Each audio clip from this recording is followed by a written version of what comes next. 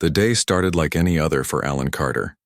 He checked the health of the mice in the space station's research lab, wrote his reports, and took a moment to enjoy the view of Earth from the observation deck. At 34, the veterinarian, from small-town Nebraska, never imagined he would be selected for a 6-month rotation to care for the animals aboard the International Space Station. His simple life caring for farm animals and pets back home seemed distant now. "Dr. Carter, please report to Command Center immediately," the station's AI announced over the speakers. The urgency in the computerized voice made Alan's heart beat faster. Alan floated through the narrow corridors, pushing himself along the handrails with practiced ease. After 4 months in space, he moved with confidence in zero gravity. As he approached the command center, he noticed unusual activity. Crew members rushed past him, their faces pale with worry. "What's happening?" Alan asked as he caught Commander Rodriguez's arm. "Look," Rodriguez pointed to the main screen. Alan's breath caught in his throat. A massive ship hung in space just beyond the station. Its surface was dark and textured like an insect's exoskeleton, with strange angles that hurt the eyes if you looked too long. The vessel dwarfed the space station, making it seem like a toy in comparison. "It appeared 30 minutes ago," Rodriguez explained. "They're asking to speak to our biological weapons expert." Alan laughed nervously. "Good thing we don't have one of those on board." Rodriguez's face remained serious. "We told them that. They said they detected multiple non-human life forms aboard our station and want to speak with whoever is in charge of them." The realization hit Alan like a bucket of cold water. The research animals? They mean me?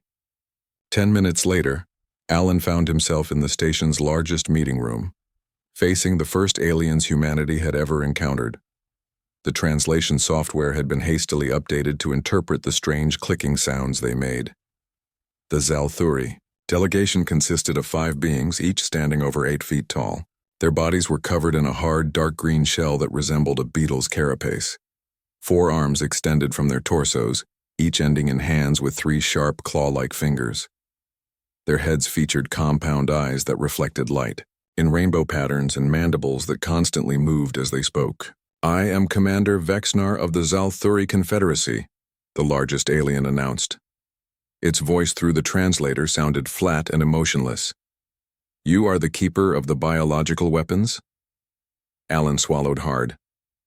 "I'm Dr. Alan Carter, veterinary, specialist. I care for the animals we use in scientific research, but they're not weapons." The alien's head tilted at an angle that seemed impossible for its stiff body.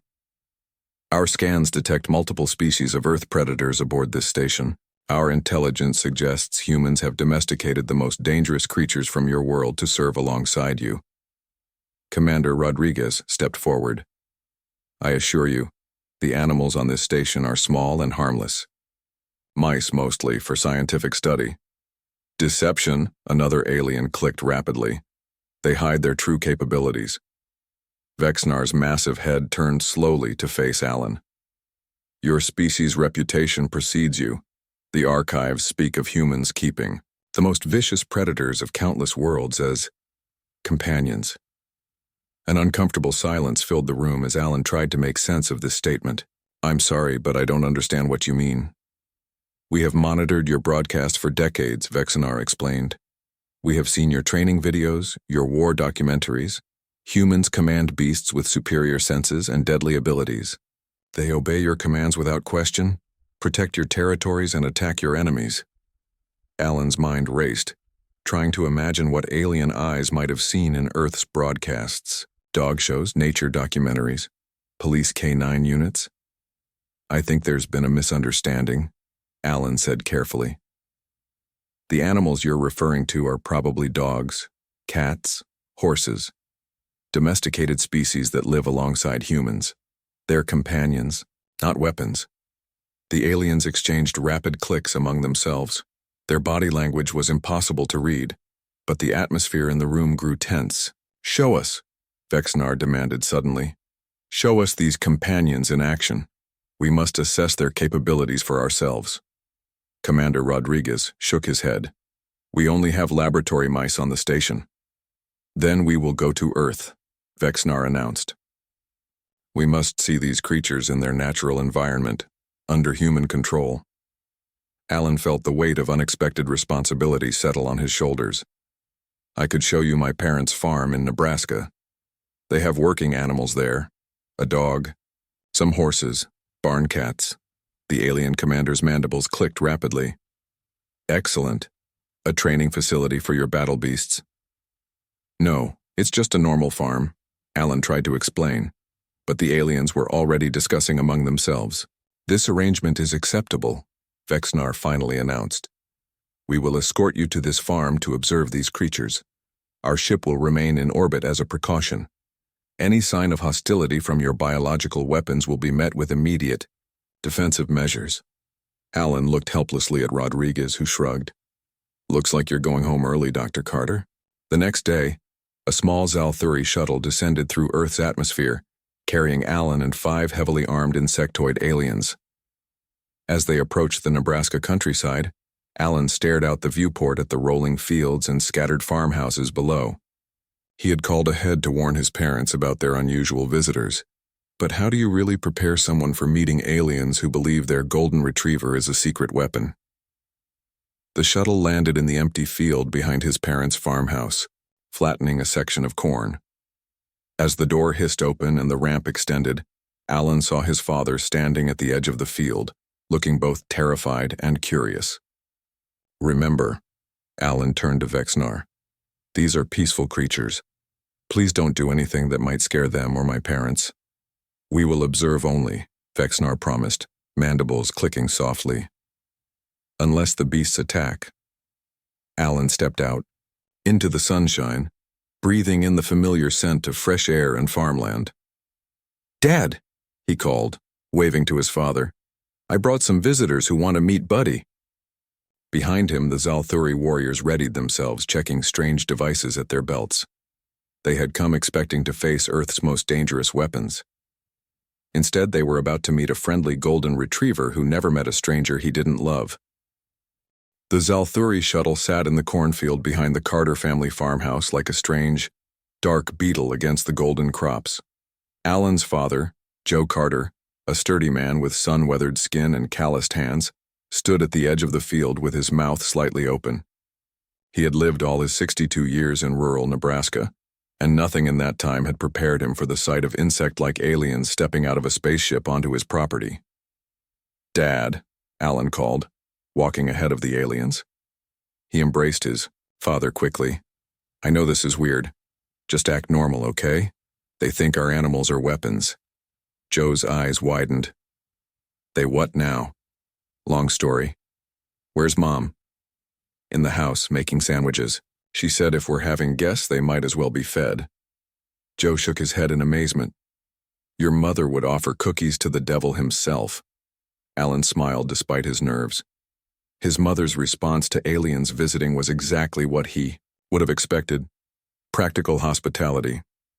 These beings are your parental units? Vexnar asked, approaching cautiously. The translator made the alien's voice sound flat, but Alan thought he detected curiosity.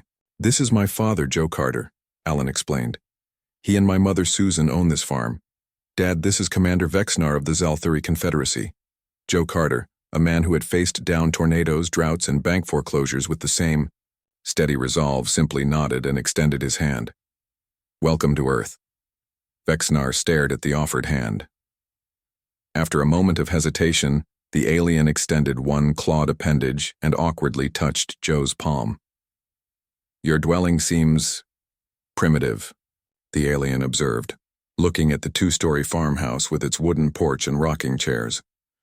Been standing for 120 years, Joe replied with a hint of pride. My great-grandfather built it. The other 4 Zalthuri warriors spread out slightly, their compound eyes scanning the surroundings. They jumped when a chicken wandered around the corner of the house, pecking at the ground. What type of creature is this? One of them asked, pointing a device at the hen. That's just a chicken, Alan explained. They're birds we raise for eggs and meat. The aliens exchanged rapid clicks among themselves. You use other species for sustenance? Vexnar asked, mandibles working rapidly. Yes, don't you? We consume synthesized nutrition derived from plant matter, the commander replied. The consumption of other living beings is Barbaric. Alan decided not to mention hamburgers or bacon just yet, one cultural shock at a time. The front door of the farmhouse opened, and Susan Carter appeared on the porch. She was a small woman, with silver hair pulled back in a practical bun, wearing jeans and a floral-patterned shirt. She didn't even flinch at the sight of the towering insectoid aliens in her yard. "I made lemonade and sandwiches," she announced. "Alan, bring your friends up to the porch where it's shady." The Zalthuri delegation followed hesitantly. Vexinar's head swiveled constantly, as if expecting an attack from any direction. The aliens refused to sit in the offered chairs, preferring to stand at what they clearly considered a safe distance from the house. Susan placed a tray of sandwiches and a pitcher of lemonade on the small table. "I wasn't sure what you folks eat, but you're welcome to try these if you'd like." One of the Zalthuri warriors aimed a small device at the food. It emitted a soft beep. "No detected toxins," the warrior reported, "but high levels of sucrose in the liquid." "That's sugar," Alan explained. "It makes the lemonade taste good." "Your species intentionally consumes sweeteners?" Vexinar sounded genuinely puzzled. "Such compounds are used as growth accelerants for Zalthuri larvae." Alan was about to respond when a sound from inside the house caught everyone's attention. It was the clicking of nails on hardwood floors, followed by an excited whine. "Oh, Buddy must be up from his nap," Susan said cheerfully. The screen door burst open, and a golden blur of fur bounded onto the porch. Buddy, the Carter family's 3-year-old golden retriever, had spotted visitors and was beside himself with joy. The reaction from the Zalthuri was instantaneous and dramatic. All 5 aliens leaped backward off the porch, their hard exoskeletons clattering against each other. They dropped into defensive crouches, and 3 of them activated devices on their belts that hummed with ominous energy. "Battle Beast!" one of the warriors shrieked through the translator. "It's loose!" Buddy, completely oblivious to the terror he was causing, sat at the top of the porch steps with his tail sweeping the wooden boards in wide, happy arcs. His tongue lolled from the side of his mouth, and his amber eyes were bright with excitement. "Whoa, whoa." Alan jumped between the aliens and the dog. "Stand down, he's friendly." Vexnar's exoskeleton had faded from its normal deep green to a pale, sickly color. Is that one of them?" The commander's voice translator trembled. "One of your war beasts?" Alan stared in confusion at Buddy, who was now whining softly, eager to approach the new and interesting visitors, but staying put as he'd been trained. "You mean this cute pup?" Alan asked incredulously. "This is Buddy. He's our family dog. He wouldn't hurt a fly." As if to prove Alan's point, Buddy laid down, his head on his paws, eyes still fixed hopefully on the aliens. "This cannot be," Vexnar insisted, though the commander had straightened slightly from the defensive crouch. "Our intelligence indicates these creatures are used in your military and law enforcement. They track targets across impossible distances, subdue armed attackers, and guard your territories." Joe Carter chuckled. "Buddy here mostly guards the couch and my wife's slippers. Only thing he attacks is his food bowl." Susan clicked her tongue. "Buddy, come." The dog immediately stood and trotted to her side, sitting obediently. The aliens watched this interaction with what appeared to be a mixture of fascination and lingering fear. "The beast obeys you," Vexnar observed. "Of course he does," Susan replied, stroking Buddy's golden head. "He's a good boy. Would you like to pet him?" All 5 aliens took another step backward in perfect unison. "Perhaps that would be unwise at this stage," Vexnar said diplomatically. Alan knelt beside Buddy and ruffled his fur. The dog responded by licking his face enthusiastically. "I think there's been a major misunderstanding," Alan said, looking up at the aliens. "Dogs like Buddy are companions to humans. We've lived alongside them for thousands of years. They're not weapons. They're friends. But they have superior senses, strength, and speed compared to humans," one of the other aliens pointed out. "Sure they do," Alan agreed. "But we don't keep them because of that. We keep them because they're loyal and loving." Buddy chose that moment to roll over onto his back, exposing his belly for scratches. His hind leg kicked reflexively as Alan obliged him. The aliens watched this display with what seemed like confusion. "I don't understand," Vexenar finally admitted. "If this creature is as formidable as our intelligence suggests, why do you treat it as a subordinate youngling?" Alan smiled. "Because that's what works. Dogs respond to love and kindness, not fear or control. That's the foundation of our relationship with them." Vexnar's compound eyes reflected the sunlight in rainbow patterns as the commander studied Buddy more closely. "Fascinating. Our species has never formed bonds with other life forms in this manner." The evening grew cooler as the sun began to set over the Nebraska cornfields. After several hours of cautious observation, the Zalthuri delegation had finally agreed to enter the Carter family farmhouse. They moved with stiff, deliberate steps, their compound eyes constantly tracking Buddy, who had settled on his bed in the corner of the living room. Susan Carter had called Alan's childhood friend, Olivia Peterson, who now worked as a cultural anthropologist at the University of Nebraska. When Alan explained the situation, Olivia had dropped everything and driven the 3 hours from Lincoln to the farm. Now they all sat in the spacious kitchen, 3 humans at the big wooden table and 5 aliens standing awkwardly around the edges of the room. Steaming cups of coffee sat before the humans, while the Zalthuri sipped cautiously from containers of a clear nutrient solution they had brought from their ship. "I think we need to clear up some misconceptions," Olivia said. She was a small woman with curly brown hair and bright, intelligent eyes. Years of studying different human cultures had given her a talent for diplomatic conversations. "Commander Vexnar, could you explain why you believed dogs were weapons?" The alien's mandibles clicked softly before the translator converted the sounds to English. "Over the past 60 Earth years, we have intercepted thousands of your broadcasts. Our analysts studied these transmissions carefully to understand your species before making contact." "What kind of broadcasts?" Alan asked. "Visual recordings that we believed were military documentaries and training exercises," Vexnar explained. "Your dogs feature prominently in what appeared to be combat scenarios. We observed them taking down armed human assailants, tracking targets over impossible distances by scent alone, and forming tactical bonds with human warriors." Olivia's eyes widened with understanding. "You mean police K9 units or maybe military working dogs?" "Yes, these terms appeared in the transmissions," Vexnar confirmed. "The archives show these creatures performing tasks no Zalthuri soldier could accomplish. They survive in all environmental conditions from Arctic ice to desert heat. They appear to have specialized biological abilities that surpass even our most advanced technology." The alien continued, growing more animated. "Some can detect diseases within human bodies before your own medical scanners. Others can sense impending neurological episodes hours before they occur. Many serve as enhanced sensory appendages for humans with different physical capabilities." "You're talking about service dogs and medical alert dogs," Alan realized, exchanging glances with his parents. "But they're not weapons.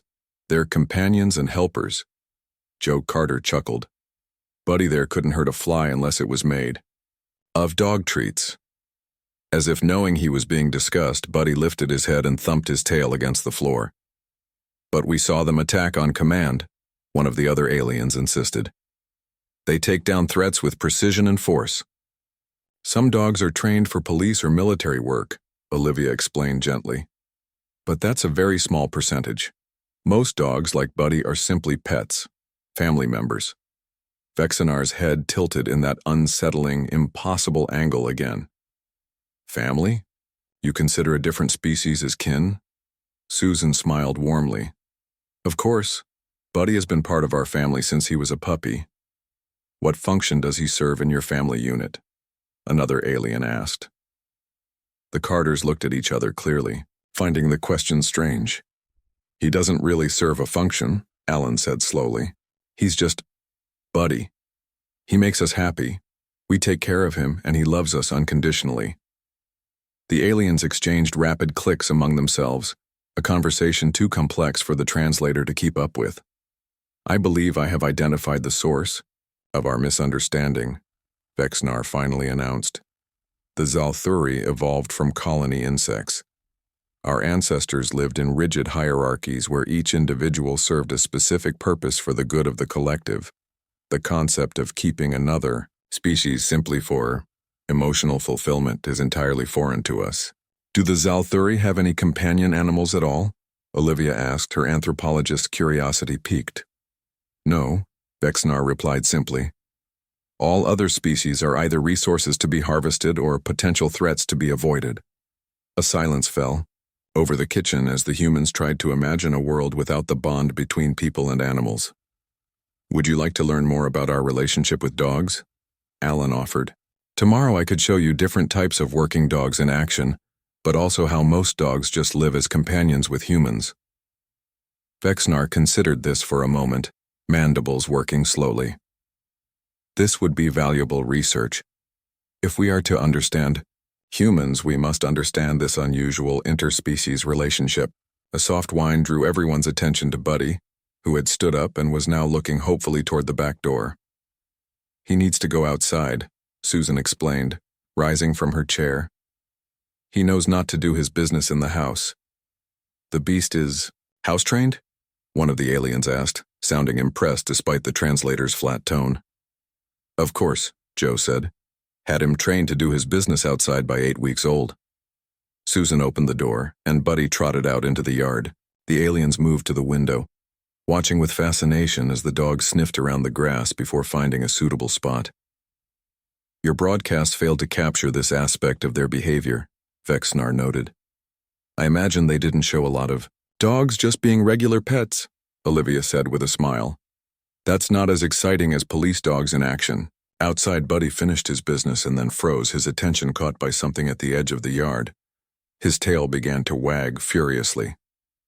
What has he detected? One of the aliens asked, tension evident in the way its exoskeleton stiffened. Alan peered out the window and laughed. Just a squirrel. They watched as Buddy bounded across the yard, barking joyfully as the squirrel scampered up a tree and chattered angrily from a high branch. Buddy placed his front paws on the trunk and continued to bark, his entire body wiggling with excitement. This is play behavior, Vexnar observed. Not hunting. Exactly, Alan confirmed. Though to Buddy it's serious business.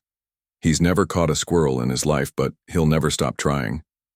Even through the alien's inscrutable features, Alan thought he detected something like wonder in the commander's posture.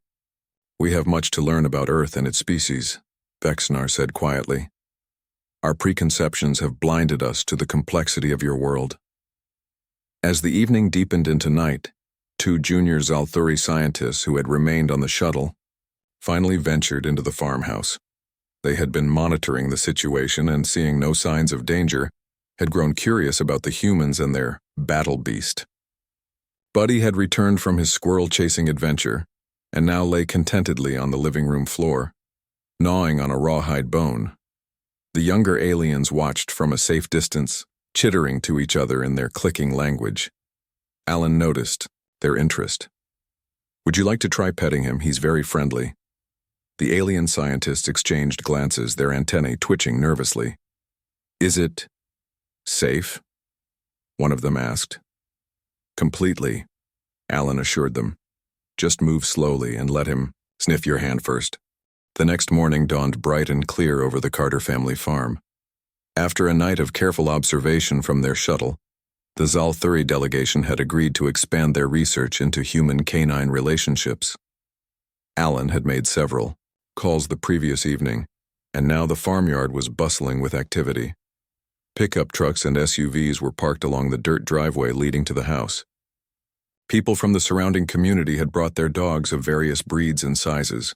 The aliens watched from a cautious distance, their antennae twitching with interest. This is Frank Miller and his border collie Max. Alan introduced a tall, lean farmer with a black and white dog sitting attentively at his side. Frank runs sheep on his property and Max helps him manage the flock. Frank nodded respectfully to the aliens. Max here is worth 3 hired hands. Smartest dog I've ever owned. Vexnar studied the border collie with obvious fascination. This creature assists in food production? He doesn't just assist, he's essential, Frank explained. Want to see him work?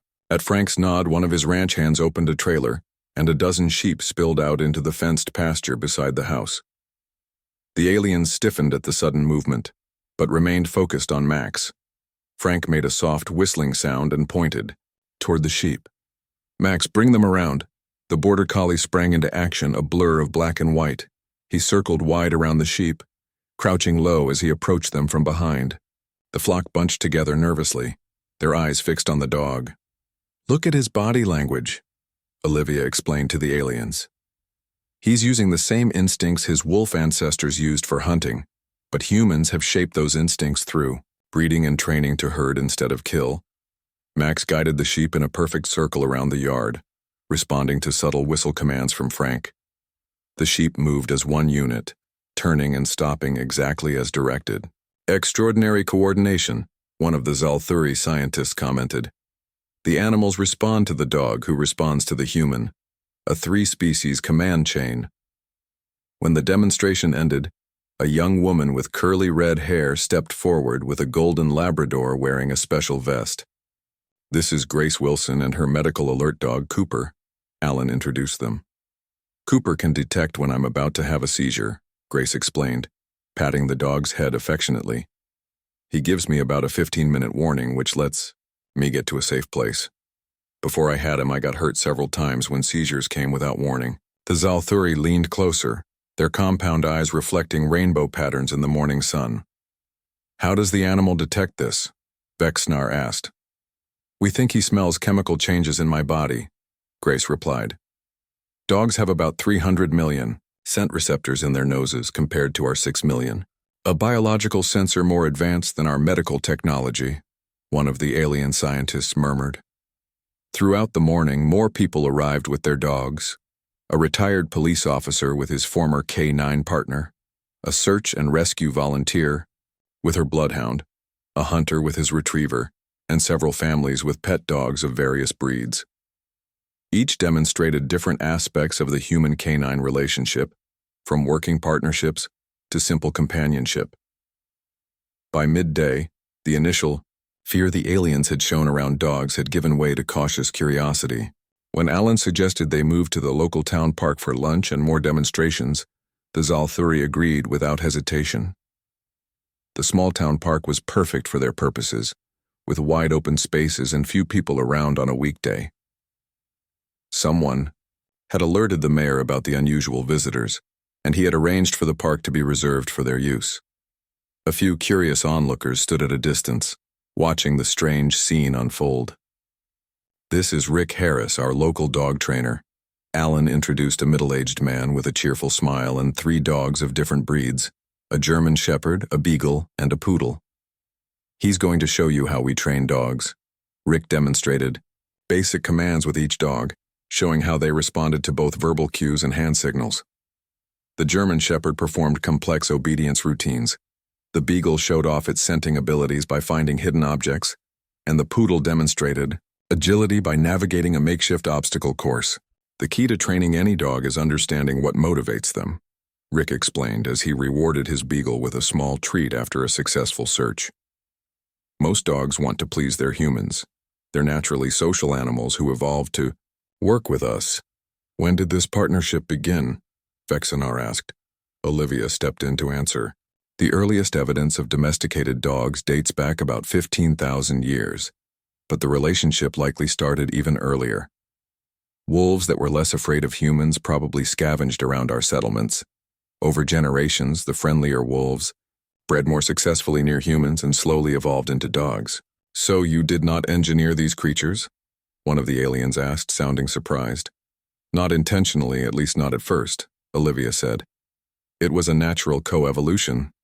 Later, humans did begin selectively breeding dogs for specific traits: speed, size, scenting ability, herding instinct, and so on. That's why we have so many different breeds today." The conversation was interrupted by excited barking as a local family arrived with their children and a small, energetic Jack Russell Terrier. The dog strained at its leash, eager to join the activity. "Zoe loves to play fetch more than anything," the mother explained, letting her 8-year-old daughter throw a tennis ball for the dog. The aliens watched in fascination as the little Girl and dog engaged in what was clearly a joyful game for both. Each time the child threw the ball, the dog raced after it with boundless enthusiasm, retrieving it and dropping it at her feet for another throw. The child and animal are playing together, Vexnar asked. Yes, Alan confirmed. That's one of the most common interactions between humans and dogs, especially with children. In Zalthuri society, younglings do not play, the commander explained. They begin task-specific training from hatching. That sounds difficult, Olivia said, carefully. It is efficient, Vexnar replied, though Alan thought he detected something like wistfulness in the alien's posture. As the afternoon progressed, the aliens began to relax further. Two of the junior scientists even volunteered to throw the ball. For Zoe, their movements stiff but deliberate as they awkwardly tossed the tennis ball across the grass. The dog showed no fear of the aliens, happily returning the ball to them each time. I believe we have made an error in our assessment of Earth's canines, Vexnar announced as they gathered under a large oak tree for a brief rest.